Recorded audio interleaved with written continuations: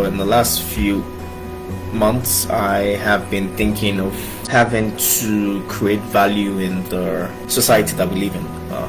And I'm actually referring to one particular aspect. This particular aspect affects all our lives every day. Sometimes it can be the reason for our conflict.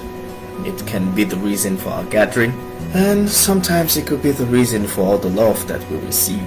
So this is what that is. And hopefully I can be able to deliver on the said objective. So I created a podcast series called Zoa, means brightness. Where we dedicate ourselves into looking into the different social issues relating to a Christian. So that's what we do, and that's what we're involved in. And we want to just have conversations, because one of the most difficult things growing up has been to even have conversations. And when I mean civil conversations, even with your elders. While growing up, it was really, really difficult to have civil conversations with elders, because sometimes you might be seen as being too forward. Sometimes you might be seen as being disrespectful. Sometimes you might be seen as being stupid. The cliche word most times will be is that you do not understand.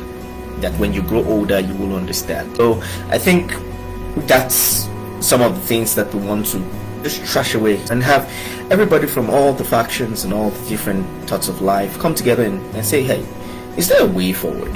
Can we find lasting solution or agree to a thing so that we can move forward? Just get it done and everything will be fine. And that's what this is about. So we're looking at the issues relating to giving, for instance. It's a core value system of a Christian life is that you give generously. That's the word, generously, without grudge. God frowns at you giving with grudge at your heart, and says even when you want to pay an offering in the church or at some temple or anywhere you are, and you have a grudge with somebody, you have to go resolve it so that the effectiveness of your giving will be seen. But there have been a lot of controversies around it. And these controversies have come into play because of some of the things that we have seen over the years. Now it's something that is not new, so we must understand that it's not new.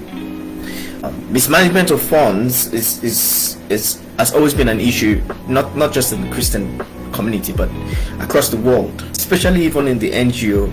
Not just NGOs, but generally any establishment. There's very high chance that the human nature will tilt a little bit into some mismanagement, where you think that there's a need to do more things in one direction than the other, and then at the end of the day you miss your focus, and then boom boom boom, that goes. And I think that's been one of the things that people have been worried about, the fact that an NGO, in quotes, a non-profit government organization who is supposed to dedicate their life into the elevation of the lives of their kindred will go ahead and then take the money and do something like, for instance, buy the jets, buy all the planes, and give the excuse that it's because they have to get to the places they need to get to save the lives of the people. That's why they have to buy the planes, and everybody's shouting and screaming, what? How can you have poor people in your church and then you're going ahead and you're buying planes? Do you have your priorities right? That's the question. Do they have their priorities right? Anyways, we just want to have the conversation. No, so this is not gossip. I must set this out straight, that this is not gossip. This is not gossip. We're not here to gossip. We're here to have civil discussion. We're not here to go banter, shouting here and there. No, that's not what we're saying. What we're looking at the issues. We're looking at the implication. We're looking at the perceived implication. We're looking at how it looks, how people see you, and how that sells you to the people. And that's what we're looking at. And hopefully we can come to some middle ground where everything works. I think if there's clarity in the thoughts and the thought process of some of these things, then we might be able to understand why certain things must be done the way it is. Basically, that's it. That's what that is. Basically, and hopefully we can understand some things. But one of the things we try and do over the course of time is that we will try as much as possible to have people come in to our podcast and have conversations. I don't have all the answers. I don't even plan to have all the answers. I don't even come as somebody who knows everything. In fact, I am coming in as a novice who just has curious questions. I can tell you a story. I remember myself when growing up. You see the person I am right now, saying who asks curious questions. It's the way I've always been from my growing up, when I was still a very small child who had no sense of direction, but was just curious about life. And one of the things they always used to say to me was, Emmanuel, you ask too much questions. You always are curious. You're too curious for your age. And maybe because they had actually told me that over the years, I have decided to just lean back, not be that guy who wants to poke into things and have answers to things and find out what it is and just get a glimpse of all the things that are happening. Maybe that's just the reason. But I am moving away from my shelf, and I'm coming out of my shelf, and I'm saying it to myself that there is a need to ask these questions. Now, I am not advocating for anybody, but the reason why this must be done, the reason why we must take this position, is because there's a lot of misconceptions. A lot of misconceptions on both ends. You know why? Because people who seem to have authority, and that's where I'm actually going to, people who seem to have authority sometimes feel like it's disrespectful for them to come down from their high horse to explain themselves. They don't owe you an explanation. They don't have to tell you why it is they're doing what they're doing. If you're angry about it, sorry bro, you live your life. But we tend to realize that taking that kind of position leaves the room for all kinds of things, and it gave room for activities from the other end of people who have been part of the system, who maybe have lost their ways, maybe became irritated, maybe decided that this was the road they would take to attack the church, and started then attacking the church and causing a whole lot of distress on social media. And because we are at the age of information, and we are at the age of the social media thing, and everybody is journalists, everybody has an opinion now. People who in real life never had a voice, now in the dark we can talk. And because of that, people who never really thought that they could say something now can say. And I think there is actually a strong need for us to clarify things, to make sure that things are out there in the open. And that's what this is going to be. It's just shedding light into the already existing system that we have. One of the things you want to ask is, why do we do church the way we do church today? That's a very good question. Why do we do church the way we do church today?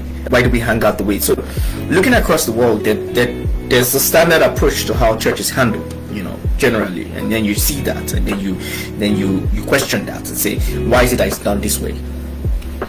And ask, what were the things that came about that style? And I give you an example of what I'm saying, and I'm not sure. I'll find out what happens with the other. And again, if people can share their stories and let me know what it is that happens in other church that is not the Pentecostal, which is you come into church, you sit down, there's some little bit of prayer, there's praise and worship, there's announcements. If not an announcement, then there's choir coming up to sing, and then there's a pastor that comes to admonish us or preach to us or remind us about our sins. And then afterwards, there is someone who comes on stage and then reads announcement if they hadn't done the announcement before, and church closes. Boom.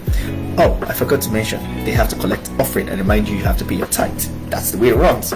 Now, because it's an NGO, non-government profit organization, it means that they have to run, right?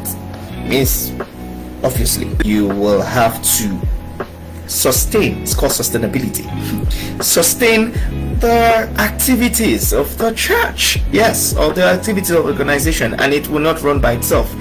Usually they always used to say salvation is free, but running a ministry is expensive, and it's true, it's not cheap. To be able to efficiently get to people, to be able to efficiently reach people, to be able to send the right message, it costs money to be able to do those things. There was a time when the church was seen as a poor place for poor people. Today it's not it. Today the church has what we call a mixed crowd. a mixed crowd, which is what it should be. From the highest to the lowest, regardless of where you are, you will find them in church, and it's a good thing. It's a very good thing. But then you wonder and say, are there better ways to get things done? Are there efficient ways to get things done? Yeah, those are questions, and we will leave them out there for people to be able to look. And okay, I also say that if there are things that you want us to look into, like I said, this is not investigative, this is just holding conversations. Some of us grew up in the church environment from when we were very, very little. Some of us, they gave back to us inside the church environment. So some of us know all those things, and then we will dig into them and then find out what it is. Hopefully at the end of the day, it will be an interesting journey for both myself and you who will participate in it, and just in my life but also in your life, and also some closure for some people. Yep. And when I mean closure, people who have been hurt by the church. The church hurts people a lot, man. As much as they elevate and they save and they deliver, in the process they too hurt a lot of people. Yes, it's a very, very interesting thing, and I'm not just talking from hearsay. I also have a fair share of experience, and I'm saying that. But church is all of us who decides to follow Christ. So that's where we are, and I still stand by that. Thank you very much.